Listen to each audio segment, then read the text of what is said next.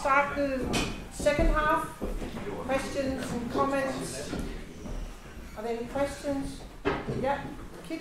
Very shortly, are we doomed? What can be done about it? Very shortly, yes, you are. Can you elaborate, please? Yes.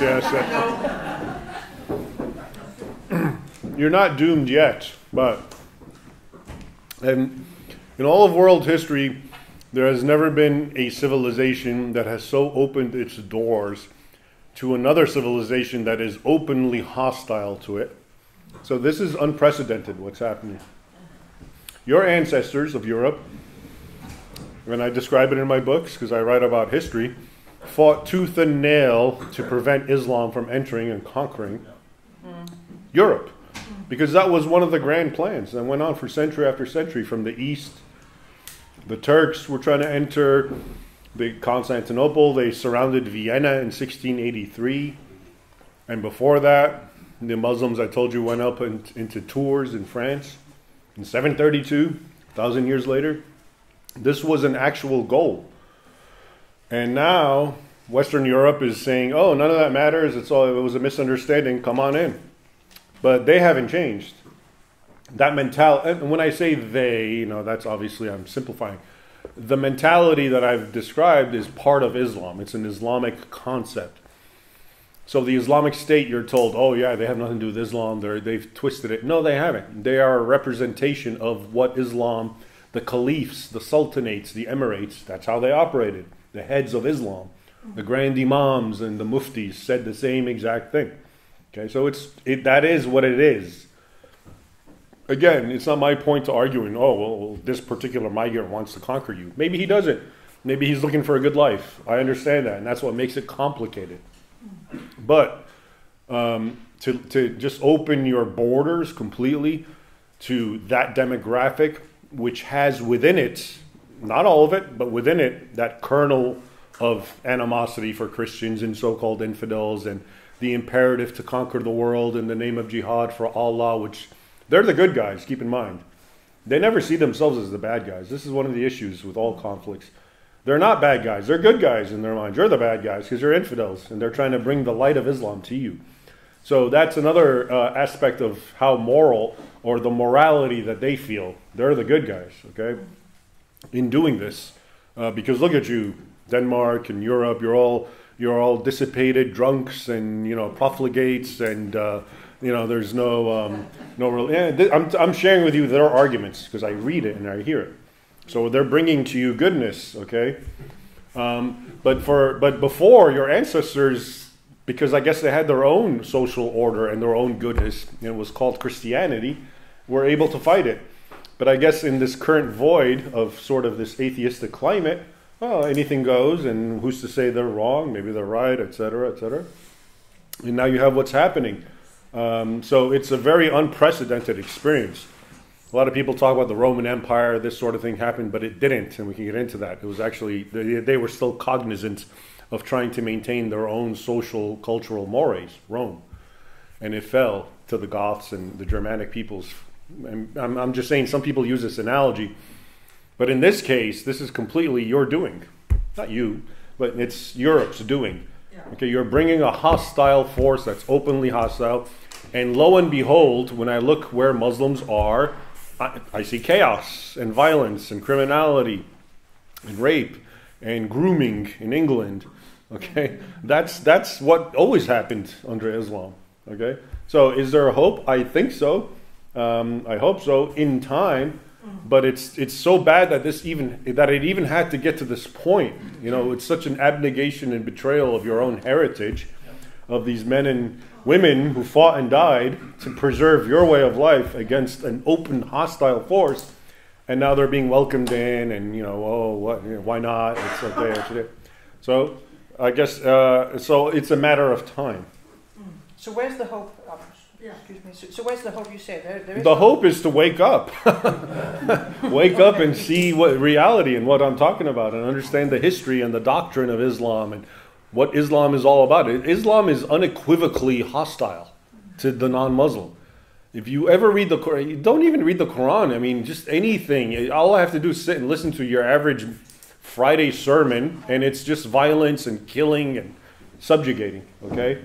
So why would you, if you are a peace-loving, neutral people who believe in religious freedom and equality, why would you want people who believe the exact opposite living amongst you, especially after the experiment has gone so awry and wrong, and you've seen with your own eyes how bad it is?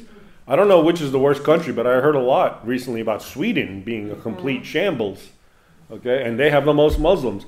So surely there's a correlation between a country that's about to collapse and the number of Muslims there, okay? But you have to be able to be honest with yourselves and make that connection, and even more difficult, act according to it, even though it may make you look like the bad guys.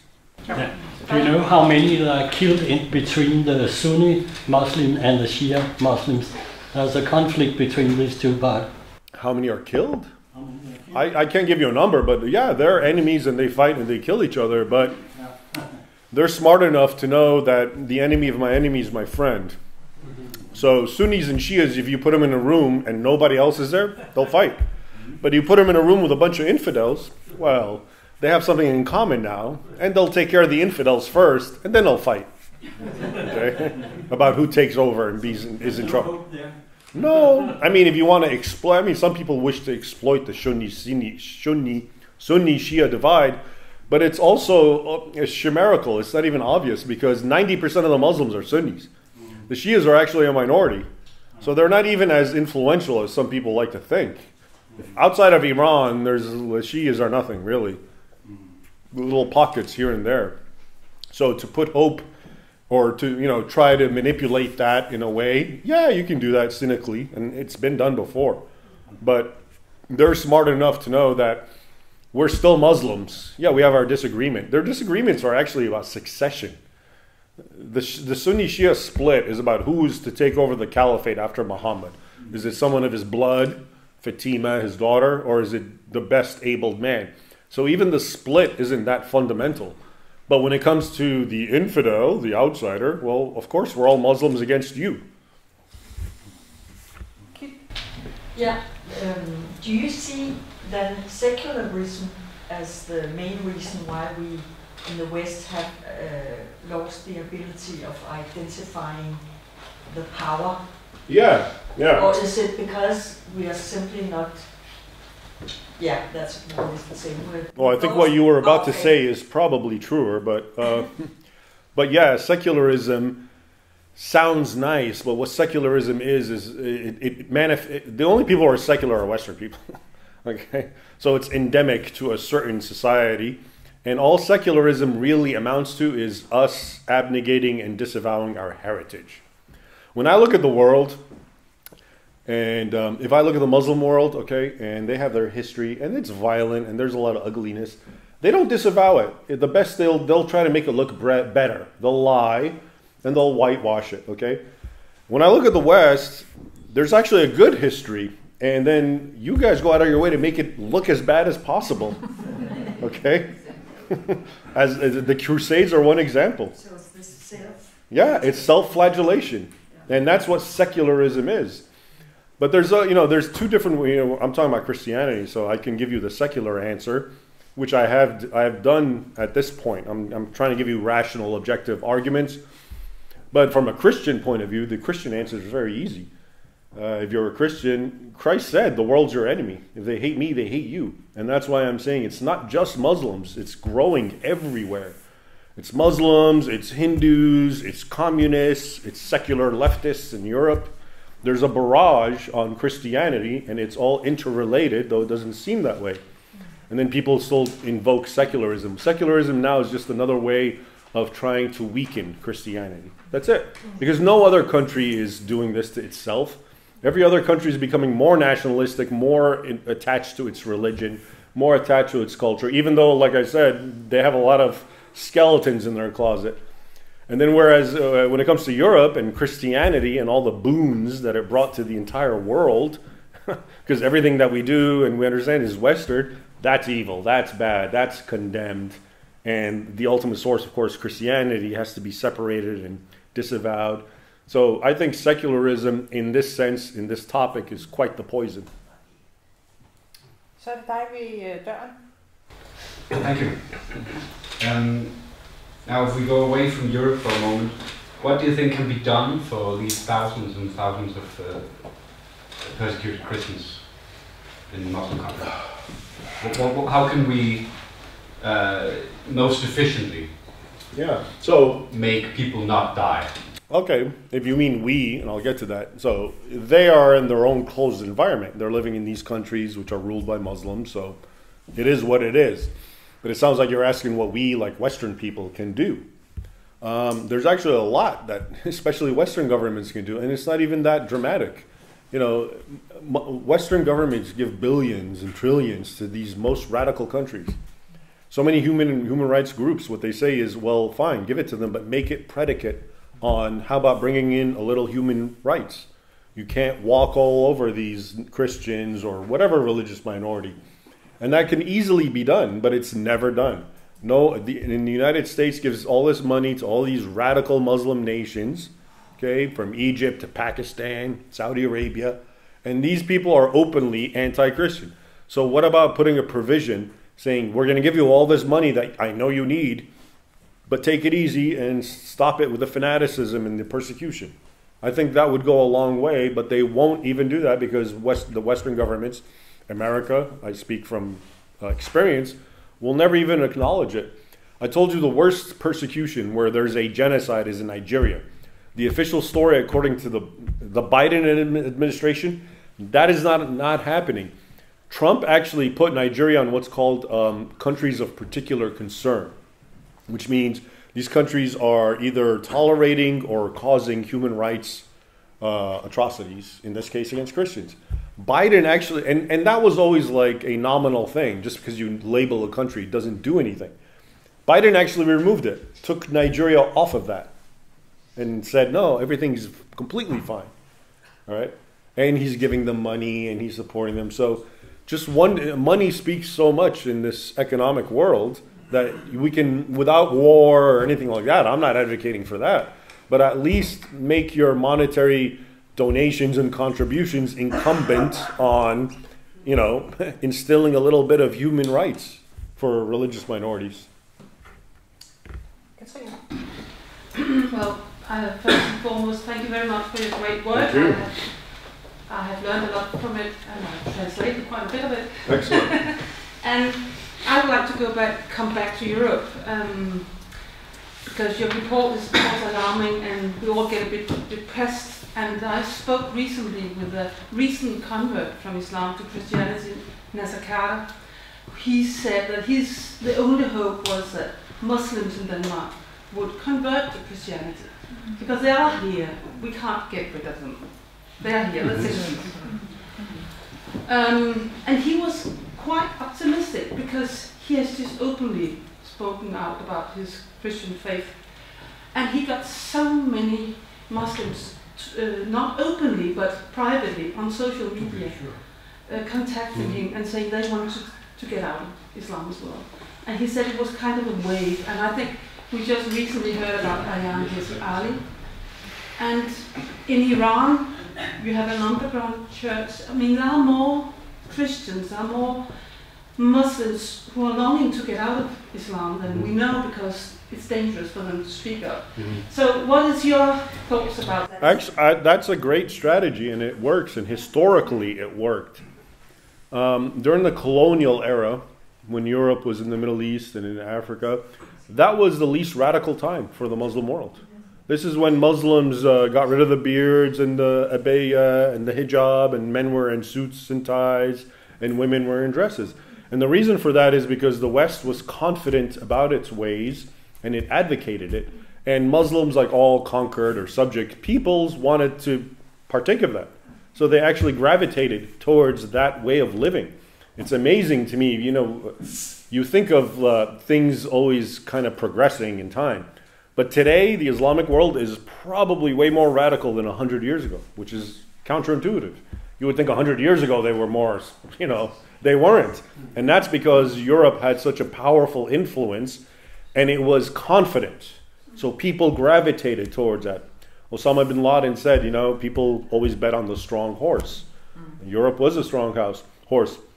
But in as much as Europe retreats, disavows its own religion, tells Muslims your religion is great, that has pushed them back into radicalization, believe it or not.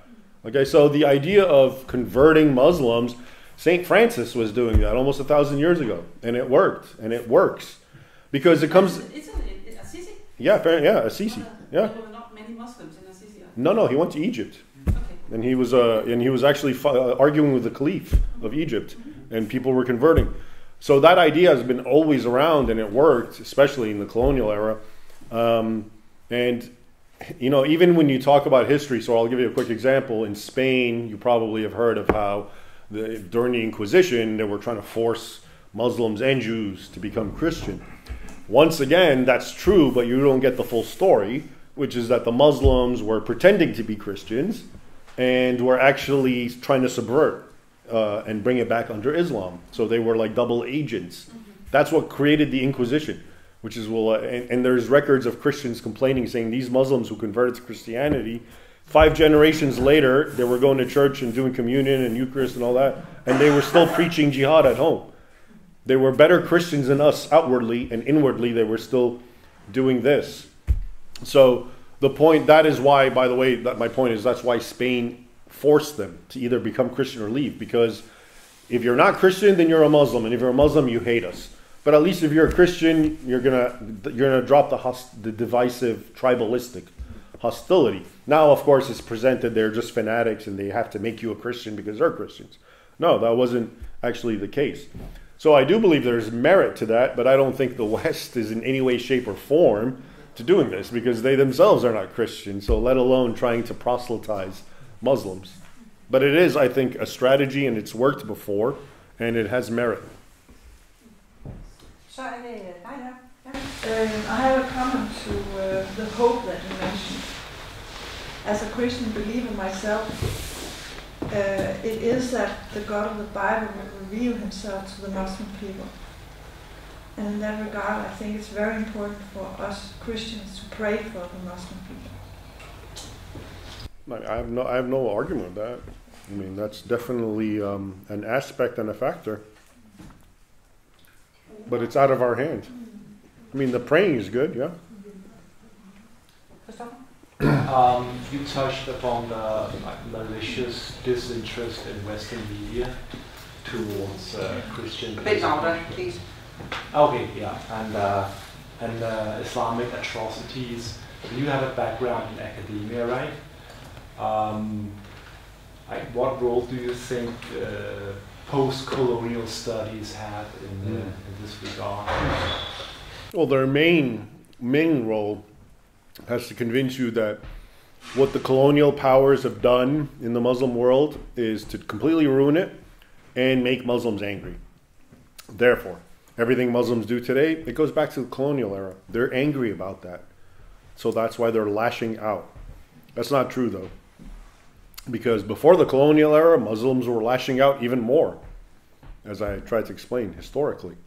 So the colonial era really is a misunderstood pretext. And people, again, they use it because it looks like the Crusades. It looks simple. Oh, white people went into Europe, to the Muslim world. They did what they did, and now Muslims are angry. That's never it. Muslims don't even remember the colonial era. And the ones that you talk to think it was a good thing. Okay, so, but academics use it because they're always looking for a reason to show why Muslims are angry. Some guy wrote a book, it's kind of similar to mine. I wrote a book about 14 centuries of war between Islam and the West. And his book was called Crusade and Jihad, and it was supposed to be the same thing. But it was much longer. It was like 700 pages in my book. But, interestingly, the very first 1700 years got 10 pages. And then the colonial era was the whole book. So the 1700 years where Muslims were attacking, invading, and conquering for no reason other than they could was condensed into a little paragraph. And then the real problem was the colonial era.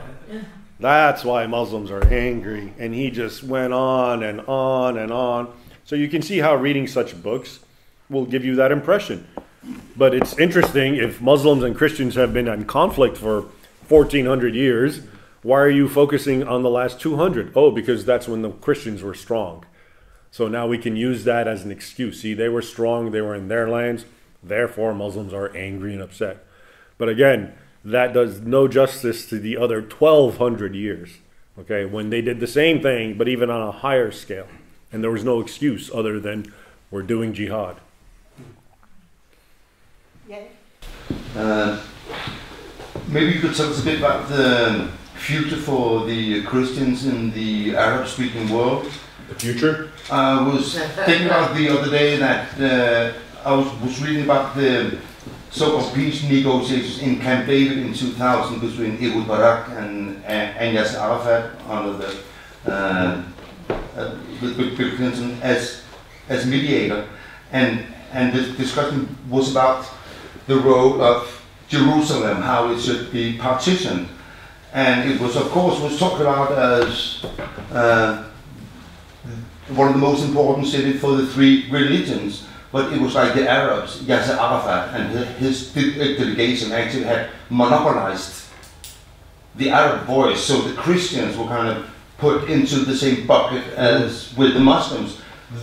The Christians weren't recognized as a third force in any of these negotiations, which actually says a lot about the kind of the nature of it. Stockholm Syndrome that I have experienced when I talk to Christians in the so-called occupied territories. They had to pretend that just because of their language, they had to show solidarity with their Muslim brothers in the Arab world, right? Is that Yeah, I wouldn't call it Stockholm Syndrome, because Stockholm Syndrome would be actually sincere. They would believe that. No, it's with them, they just know they have to say the right thing or they get in a lot of trouble. Okay, they're under Palestinian Muslim rule, Hamas or these other groups. So for them to come up and say, hey, we're Christians and whatever, anything I'm talking about, they'll just completely get silenced. So it's not so much Stockholm Syndrome as it is, they're just trying to maneuver and survive. And they're under an Islamist dictatorship. So what are they supposed to say? Hey, we support Israel? Okay, that's suicide. So they obviously go along with the general Arab theme, even though it's, like you're indicating, not good for them either. But it's better than the alternative, which is to speak up and then be eliminated. So, any more questions, comments? No, maybe I could add an anecdote too, since you are a Copt, right? I was in Egypt many years ago, and I attended a sermon in a Coptic church. It was actually heavily guarded by police and everything. But later I met one of the guys who was working at the hotel, so I asked him, so how about the Yom Kippur War? How are you guys, you Christians, you Copts? How did you feel about seeing Egypt being humiliated once again? And then he said to me, we were silently clapping in our hands. Is that true? Yes. Yeah. But they have to be very silent. So they sympathize. The Coptic Church formally disavows me, but secretly they clap for me. Okay? But formally, if they are on my side, then they're supporting a troublemaker who's making things look bad for Muslims, and so they can't do that. And I understand that. So they're in a very tough situation where they have to unfortunately play, maneuver, and oftentimes be on the wrong side, because otherwise then they get singled out. Yeah. As you know, Islam is still not in the majority in Denmark. Still not. But would you say, with your vast knowledge of the history of Islam, that there are certain things the inhabitants, the non-Muslims, could do that would maybe entice the newcoming Muslim invaders to more openly show their intentions of persecution, even though they're still not in the majority? Can you rephrase that? I didn't follow you. Okay, so when they're only 20%, the adherents to Islam are usually quite content with the situation as it is, right, because they require special treatment and they get it, okay, and they're happy with the safety provided by the police, they're happy with the hospitals and the education and so forth. But eventually history shows that when they're more, then they require more, and then they tend to, and when I say they, I mean some of them, of course, they tend to not treat the original inhabitants so so nicely. Right. So what I'm asking is, could there be certain situations or certain behaviors by the original people in a certain country that would result in the newcomers to assimilating? No, not to assimilate, but to act in ways that would more clearly show that they are not friendly, that they are in fact hostile. Oh, you mean for the older, more assimilated inhabitants to actually make their colors shown and show who they're with, you're with you or them, something to that, or you mean to get them to change? I mean, let me rephrase.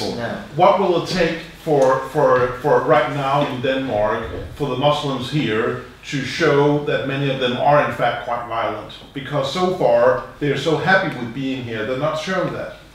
Oh, you're saying when's the truth going to come out? Yes.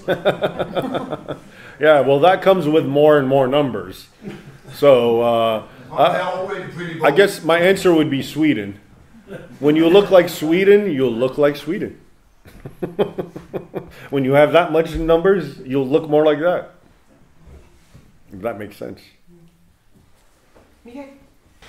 I was reading your book about defenders of the West, and I think one of the strengths of your book is that you use primary sources to document what historically has happened. You mentioned in your lecture, on your speech tonight, how the Muslim persecution of the Armenian population in the East in the 1060s was a background to the history of Crusades, which is never conveyed to us by professional historians, also not in this country.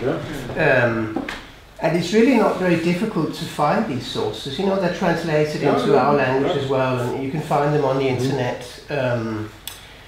I was just thinking, you know, a month ago, the former editor of a newspaper who represented here tonight, we're pleased that they're here. He was writing an article about Saint Jacob in Spain, who was became the rallying point for the reconquest. And he was lamenting and complaining about how Saint Jacob, unfortunately, had become militarized. Yes, exactly. His name is James Matamoros, James the Moor Slayer. Exactly, yeah. So what can we do to you know, it shouldn't be difficult to retell the story that you've told tonight to Europeans, but there are not many professional historians who will do this in our country. Yeah. So what do you think? What can we do to... The historians are part of the system, you know. What I did is considered suicide for your career, but I'm not any longer with academia, so I can do this. Yeah. But if you're an actual professor and academic, you can't do this. I get so many emails from well-known professors who congratulate me, and they're like, great, you said what I want to say, but I can't. Yeah. Okay, so the problem with academia is it's actually so it's so overseen. It's just like the media and the journalists and politics. It's politicized. Mm-hmm. So if you say something like that goes against the narrative, your career is over. And I know people like that too. So that's why you have to look at alternate sources of history and anything. You know, most of what I write and the people I know like me and what they write, we're not part of the official establishment because you can't be.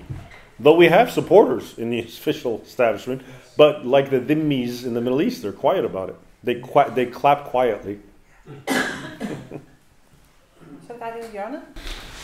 my question relates to the uniformity of the Muslim world. Do you see us basically all infested with the same hostility, or do you think that there is a certain part of the Muslim population that are very hostile and radicalized? But you would take Gaza as an example. What do you think about the non-Hamas population in Gaza in terms of their views? I don't know if I can talk to that specifically because I don't really know that much about, I mean, if you're asking me about Gaza per se, obviously you have the Hamas element. But more generally and broadly speaking, I think the Muslim narrative, the Islamic radical stuff is very, very mainstream. There's a lot of Pew studies that do polls with Muslims, and you'll get things like 50% of all Muslims polled in America or in the West believe in like Sharia, and 30% support ISIS.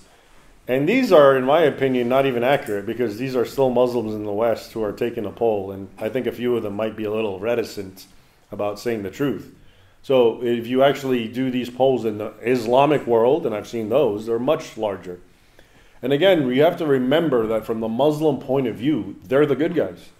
Okay? So you brought up Gaza and Israel. That's a no-brainer for them. There's nothing to talk about. Israel's an evil Zionist oppressor, and it's killing Palestinians who are Muslims, and it stole their land.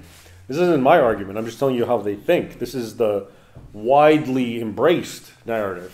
So we're the good guys, and the great Satan America is supporting Israel, and Israel is conquering, Muslim lands and killing Palestinian children, etc., etc. So from their I think it's important to understand from their understanding, they're the good guys, they're the heroes. And that's what makes it dangerous. Nobody wants to be the bad guy. ISIS didn't think they're the bad guys. They're just the hardcore Muslims who have had enough of American imperialism and Zionist imperialism. And that's why they're loved. They're Robin Hoods in that sense. So I think it's important to understand how, you don't have to agree with how they see it, but to understand that the way they see it, they're the good guys. And the West is the bad guys. And again, irrespective of what's what, I'm just telling you, that is the ingrained understanding all throughout the Islamic world. Now, the governments of Muslim worlds may be different because they're diplomatic and they're involved in realpolitik and et cetera, and what they say. And Saudi Arabia apparently is friends with Israel, but it publishes textbooks that are all about killing and hating Jews amongst its own students, and it disseminates them. So, okay, but yeah. Can I follow up with this one? So, I've traveled quite a lot in the Islamic world. I've always been met with friendliness. Well, look at you. If you looked like me, I think they'd be a little more honest. It's Bedouin hospitality. Yeah? Of course they're going to have a different approach to you. Believe me. And I'm not saying everyone you met's a liar or a hypocrite. I'm sure you met good people. I'm not arguing that. But you have to understand that, what people say is predicated on who they're talking to. All right? And there's a whole different narrative between me talking with my own and me talking with that guy. Look at all the accords. Yeah. No, it's just a comment. I mean, this is actually very discouraging because all polls suggest, and the elections to the Student Council in both Gaza and in the so-called occupied on the West Bank shows that if there was an election today, and there hasn't been any since 2006, but if there was an election today, then Hamas would win. That's a fact. Okay. What does that mean? What does that tell you? Well, it means that, of course, people are tired of the corrupt Palestinian authority on the Abu Mazen, Mahmoud Abbas on the West Bank. But so they regard Hamas as a more pure, more clean force. More honest. The PA. Yeah. Less so corrupt. Win the election. But many politicians in the West are desperately looking for a democratic force that looks like themselves. And how successful has that been in the last few decades? Whether it's in Iraq or Afghanistan or PA or... Lone? In connection with your work, have you met any Muslims or Muslim organizations who understand what you are dealing with and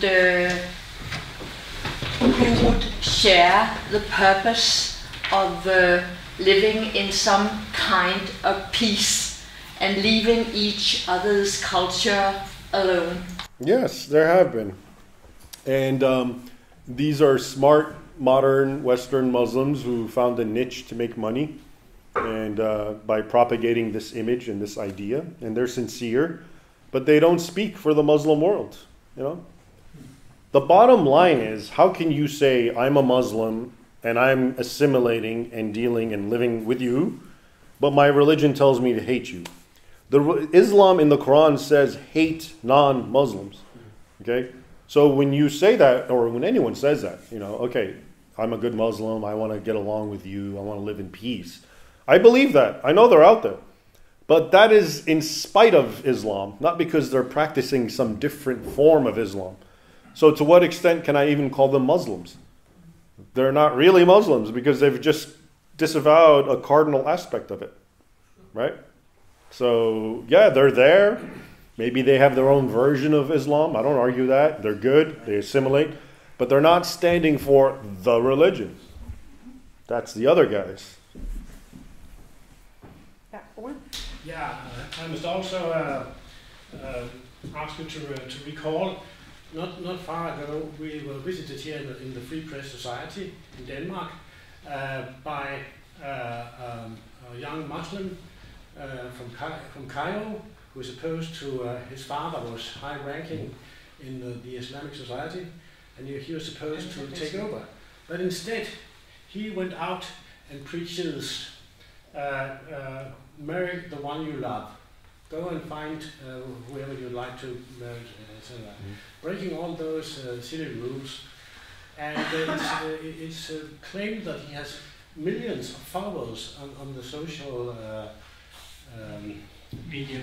Yeah, media. And when he was here, you know, he was accompanied by two secret police agents on each side, you know. Doesn't that tell you something? Yeah, but at least it gives some hope. It gives hope, but I mean, again, the mistake that I wouldn't want you or anyone to fall into is a Muslim can come up and say everything you want to hear, and he can mean it 100%. Yeah.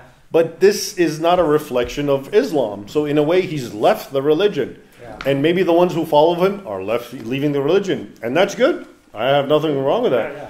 But then there's going to be other guys who are saying, what the hell is he talking about? Yeah. My Quran says the opposite. Yeah. That's the guy that you have to worry about. Yeah, we better kill him. Yeah. So good, yeah, more power to him. Yeah. But I can't look at him and see him as he's presenting another form of Islam. He's just not being Muslim. Because Islam is so black and white on these topics that if it's... I'm trying to find an analogy from Christianity. I don't know. Think of the most cardinal Christian doctrine, I guess, that Jesus, was crucified and rose from the dead. And imagine being, I'm a Christian. I represent Christians. I have a new movement, but Jesus wasn't crucified. So, right? Right. Maybe some people will like it and they'll go with me, but the rest are going to be like, okay, you're not part of our group. So that would be the last question. It's difficult to end on a happy note in this topic. Not on this topic. I've never had a good ending, so don't feel bad. But thank you so much for coming. Thank you. Raymond. It's been a privilege and a pleasure. I appreciate it. All despite of the topic. So thank you so much. Thank you. Thank you.